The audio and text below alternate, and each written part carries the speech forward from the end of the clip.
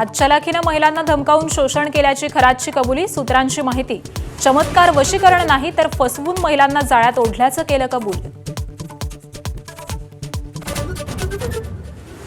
बंधू अशोक खरात प्रकरणी एसआयटीच्या प्रमुख तेजस्वी सातपुते घेणार पत्रकार परिषद. चौकशीतले आणखी तपशील अधिकृतपणे समोर येण्याची शक्यता.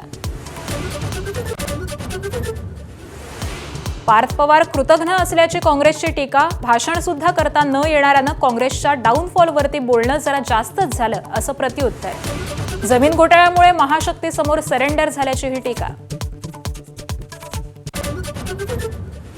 बीडच्या मस्साजोगमध्ये सरपंच पदाच्या पोटनिवडणूक प्रक्रियेला आजपासून सुरुवात. दिवंगत संतोष देशमुखांच्या कुटुंबातील सदस्याला उमेदवारी मिळण्याची शक्यता. निवडणूक बिनविरोध होणार का याकडेही लक्ष. मुंबईत आज 2 मेट्रो मार्गिकांच्या पहिल्या टप्प्याचं लोकार्पण, तर ठाणे बोरिवली भुयारी मार्ग प्रकल्पाला सुरुवात.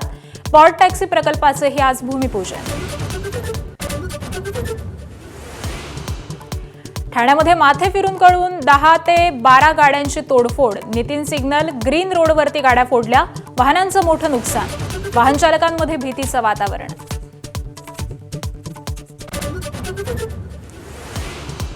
इराणला एका रात्रीत संपवून टाकू, ट्रम्प यांचा पुन्हा इशारा. इराणला उभं राहायला 100 वर्ष लागतील अशीही धमकी.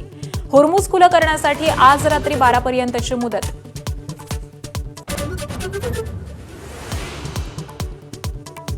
अमेरिकेच्या धमक्यांना आमची लहान मुलं सुद्धा घाबरत नाहीत. डोनाल्ड ट्रम्प यांच्या इशाऱ्याची इराणकडून खिल्ली.